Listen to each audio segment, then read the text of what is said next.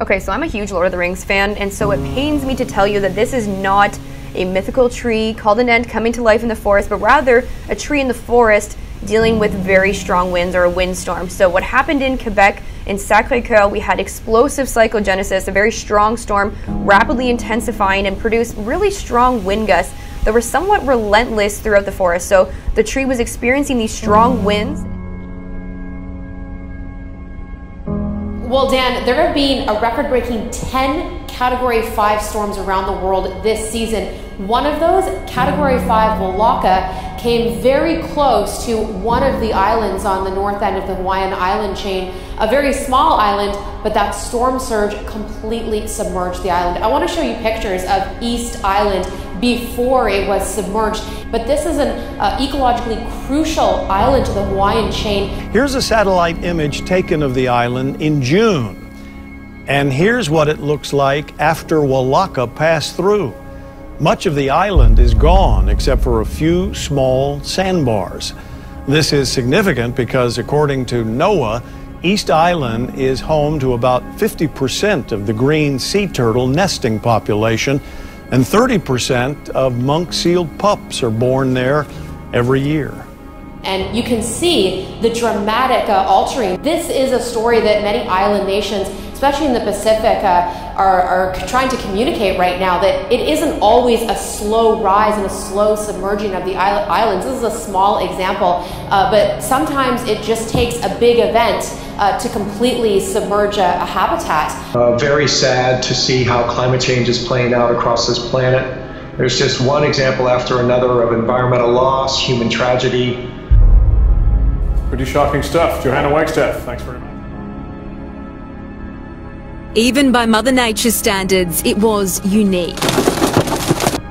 They were bracing for a storm, but faced this instead. We've got a tornado! A ferocious vortex of wind, rain and ice, dubbed a hailnado. Extremely violent supercells have cut a path of destruction across a vast area of southern Queensland.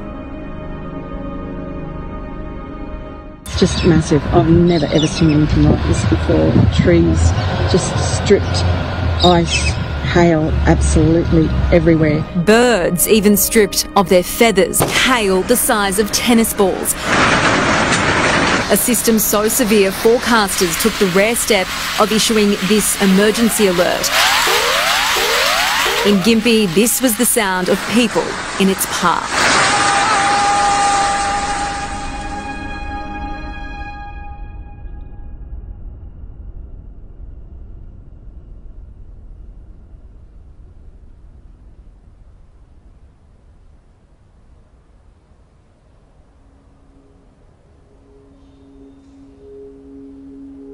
I've been through plenty of cyclones, but that storm was probably the worst that I've seen. A severe thunderstorm warning was in place, but nothing could have prepared residents for this. Please hold, Shed.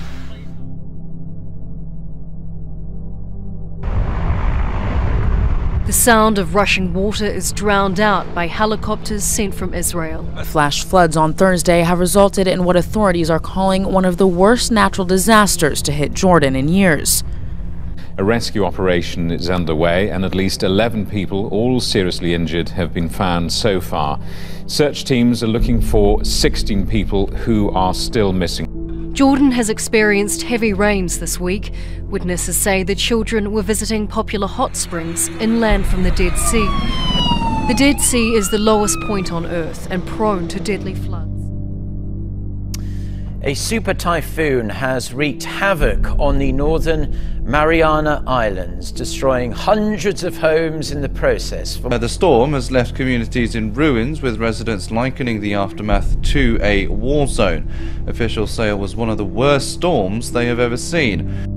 Rescue and relief operations are underway after the most powerful typhoon in half a century passed the islands of Tinian and Saipan on Thursday local time. As it moves toward the west at 20 kilometers per hour, these wind gusts 306 kilometers per hour. I mean, that's a big deal.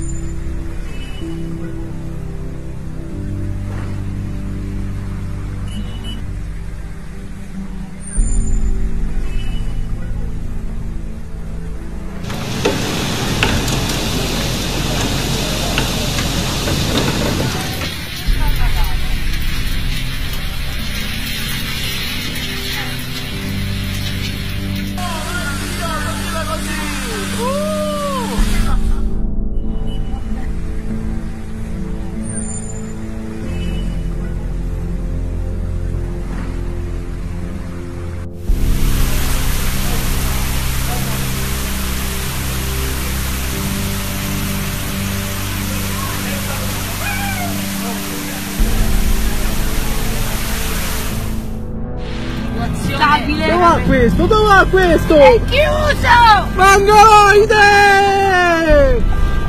Roma, Roma.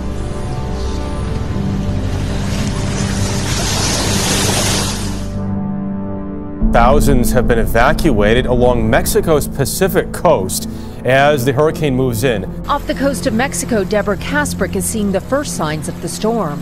Everybody's just kind of hunkering down, trying to stay dry. You can see the images coming out of Puerto Vallarta, Mexico, of the high surf that made its way there as the storm made landfall. But it still had winds of over 120 miles an hour.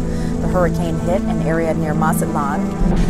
At least 4,000 people have been evacuated from coastal towns. Take a look at this video. This is dramatic. This shows that rushing water from major rains in Mexico. They tell us it's been raining there for about the past 30 hours. Here in the States, heavy rain from Willow will make its way to Texas, still recovering from major flooding just last week. No ordinary high tide. As Hurricane Willow made landfall on Mexico's Pacific coast, heavy waves and rain lashed against the seaside resort of Puerto Vallarta. His homes were battered by the lowest pressure hurricane to hit American shores since 1969. My colleague Ginger Z experiencing the storm dangerously close, watching as the ferocity of the winds changed the landscape right in front of her eyes. I just saw something I have never seen in real life. I saw an entire home taken off of its foundation and rolled down the street. My heart is racing. I have never seen something like an entire home, a well-built home, rolling down the street. And I'll tell you right now, it makes you shake. The blue house across the street from where Ginger was locked down during the storm vanished. Record-breaking storm, the strongest to ever hit the Florida Panhandle, made landfall just days after the United Nations released a dire report on the impacts of climate change. Scientists have been warning us for years that we can expect to see more extreme weather with climate change. The heat waves, wildfires, and heavy rainfall events of recent months all over the world underscore these warnings. The damage left behind by Hurricane Michael is overwhelming. The storm's 155-mile-per-hour winds shredded homes in Mexico Beach. Hurricane Michael's quick and powerful strike came in with a roar, the most powerful storm to hit the United States in 50 years. But the expanse of the damage is mind-boggling. Down the road, the walls on a large church stripped away. Amazingly, the cross on top still standing. As we go just 15 miles from the Tyndall Air Force Base in the Florida Panhandle to Mexico Beach, Florida, which was practically wiped off the map after Hurricane Michael. On the beach, one of the few houses that still stands, and the images of it are just stark. It's known as the Sand Palace. So last weekend, we went to Mexico Beach. Democracy Now! Traveled to the Florida Panhandle, and we found Russell King there at his home, the Sand Palace. The increasing intensity and ferocity of these storms, scientists say, overwhelmingly, that this is being fueled by human activity. Your thoughts on this? Well, I believe in the Bible. I also believe in science, and I don't know what all causes these storms to be so frequent now and so ferocious. I say look around and look at the science. Sometimes people say things politically to be expedient, but if there's a 1% chance that human activity has contributed to this, don't we need to look at that closely? And if there's scientists, if there's other data out there, show it to me. I don't know, except I see people down here hurting terribly. People have lost their homes, people have lost everything. Whatever the cause, whether it's human activity or not, to build down here, you're gonna have to do more of this, and I'm gonna have to do more to survive the next one. But I would hope that the politicians would do more to try to deal with what's going on. Landmark UN report released just this week warned mankind has 12 years to dramatically reduce greenhouse gas emissions or face global catastrophe, with severe drought, floods, rising sea levels, and extreme heat set to cause mass dislocation and destruction.